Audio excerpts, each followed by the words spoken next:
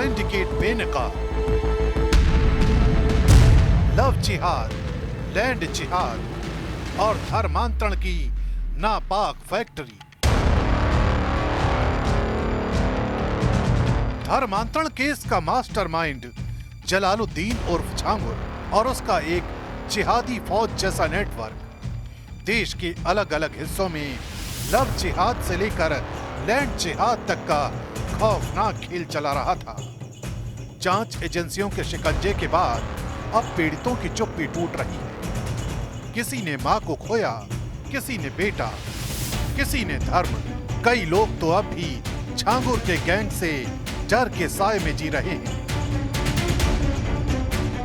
अवैध धर्मांतरण का सरगना झांगुर पर जांच एजेंसियों का शिकंजा जैसे जैसे कसता जा रहा है, वैसे वैसे पीड़ित परिवार निकलकर सामने आ रहे हैं। बलरामपुर, दिल्ली, मुंबई, देश के कोने कोने से पीड़ित परिवार निकलकर सामने आ रहे हैं और अपनी आप बीती सुना रहे हैं कि किस तरीके से झांगुर सिंडिकेट मेंबर्स ने उनके परिवार को बर्बाद कर दिया।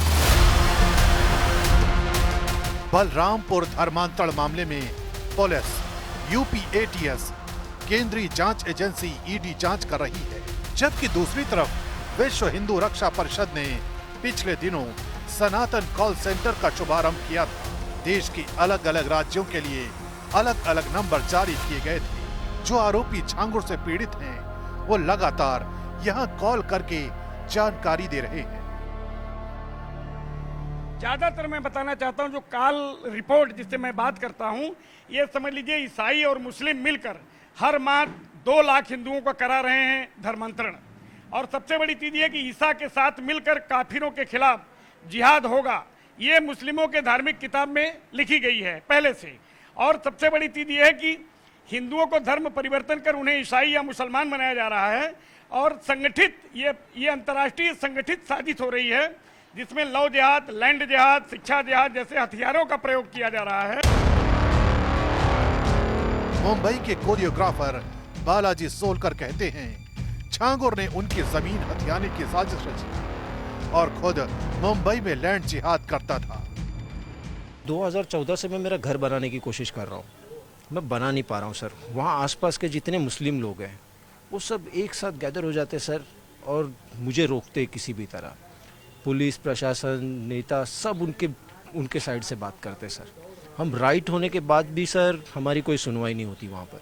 मैंने आपकी प्रॉपर्टी थी, आप अपनी प्रॉपर्टी पे घर नहीं बना पा रहे हैं और आपका कहना है कि झांगुर की वजह से नहीं बना पा रहे हैं। हाँ सर, मेरे घर के सामने कब्जा हुआ है सर, और वो कब्जा ये झांगुर की ही रची साजिश है सर। एक माँ और बेटी का बयान रोंगटे खड़े कर देता है। पहले बहू को लव जिहाद का शिकार बनाया, फिर बेटे को पीट पीट कर मार डाला। अब टीवी पर झांगुर को देखकर उन्होंने साहस जुटाया और थाने में रिपोर्ट दर्ज कराई।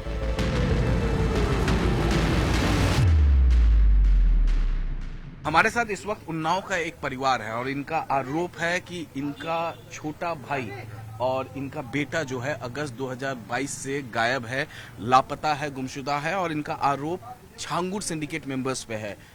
अब आप पूरी आप बीती सबसे पहले बताइए। आप बीती सर ये है कि मेरे भाई माधव की पत्नी पुष्पा का अवैध संबंध मुसीरपुर 83 निवासी काथा से था और जब मेरा भाई इस बात का विरोध करता था तो ये मुसीर जान से मारने की धमकी देता, क्योंकि वो बाहुबली है और ये कई हत्याएं करके और कई धर्म परिवर्तन भी कराया है, लेकिन इसके पास बड़ी पकड़ है, इसलिए मामले के खुलासा नहीं होते थे। झांगुर से संबंध कैसे, मेरा ये सवाल है कि आपने पुलिस में झांगुर को लेकर शिकायत की है? बहुत सारी शिकायत बहुत की। हाँ, आज तक हमारी कोई सुनवाई नहीं है। 3 साल हो गए भैया, आज तक हमारी कोई सुनवाई नहीं। इसी दौरान दिल्ली के एक शख्स ने हमसे संपर्क किया और बताया कि कैसे झांगुर गैंग से जुड़े लोग देश की राजधानी दिल्ली तक लैंड जिहाद की साजिश को अंजाम दे रहे हैं। एक्चुअली क्या पहले हमारे यहाँ पर मुस्लिम लोग नहीं रहते थे, हमारी बिल्डिंग में भी नहीं रहते थे और हमारे घर के पीछे कुछ दूरी पर एक मस्जिद है, वहाँ पे मदरसा भी चलता है और वहाँ से ही उस लेडीज़ को प्री प्लान तरीके से हमारी बिल्डिंग में 2nd फ्लोर दिलाया जाता है, ठीक है। और उसके बाद में जो हमारी बिल्डिंग में कभी कोई मुस्लिम रहता ही नहीं था, उसमें ग्राउंड फ्लोर और 1st फ्लोर वो भी वो औने पौने दामों में खरीद लेती है, क्योंकि वो जो नीचे रहने वाले हिंदू थे वो मुस्लिम बनने के लिए राजी नहीं हुए। तो मतलब जो दिल्ली के अंदर लाखों लाखों रुपए के फ्लैट हैं वो 2-2, 3-3 लाख रुपए में उसने उनसे परचेज कर लिए, मतलब एक तरीके से उनको भगा दिया। बलरामपुर का एक शख्स जो पहले रमेश था, फिर रहीम बना और अब दोबारा रमेश बनना चाहता है, उसकी शादी करवाई गई एक मुस्लिम लड़की से, फिर जबरन धर्म बदलवाया गया, लेकिन बाद में पत्नी छोड़ गई। तब समझ आया कि ये एक डरावने सिंडिकेट की रची गई साजिश थी। अभी रहीम हो फिर रमेश बनना चाहते हो आप? हाँ, किसने धर्मांतरण कराया आपका? तौकीर और सईद। तौकीर और सईद ने। और ये क्या छांगुर गैंग से जुड़े हुए थे? हाँ छांगुर गैंग से जुड़े हुए? हाँ सर। ये जब गांव आया रहने के लिए तो इसको जो है एक मुस्लिम लड़की से पकड़ के इसकी शादी कर दी, निकाह। हमारे यहाँ के हमारे गांव के प्रधान है तौकीर अहमद सईद अहमद। और फिर उसके बाद में इसको जो है बोले ज़मीन दूंगा और ये यहाँ पे एक रूम है, ये रूम दे दूंगा, यहीं पे रहना तुम। और ये लोग पुलिस में इस बाबत आप लोगों ने मुकदमा किया? पुलिस को बताया जाके कि हाँ, वो उस टाइम पे किया था, वो मुकदमा उस टाइम किया था इसका, लेकिन कुछ उस पर कार्रवाई नहीं हुआ था। और ये वैसे ही जो है फिर वहाँ से जब नहीं ज़मीन दिए, नहीं रूम दिए, ये वहाँ से लेके शहर चला गया लड़की को। अब लड़की भी जो है ये छोड़ के इसको भाग गई। प्रशासन ने छांगुर के भतीजे सबरोज के घर पर बुलडोजर चलाया तो जैसे एक दरवाजा खुल गया। अब हर दिन नए पीड़ित सामने आ रहे हैं। जांच एजेंसियां मान रही हैं कि ये मामला अब सिर्फ बलरामपुर का नहीं बल्कि राष्ट्रीय सुरक्षा से जुड़ा है। पीड़ित परिवार अपने नजदीकी थाने में छांगुर के खिलाफ मुकदमा दर्ज करवा रहे हैं और उनकी मंशा यही है कि पुलिस उनके मामले में सही तरीके से जांच कर ले।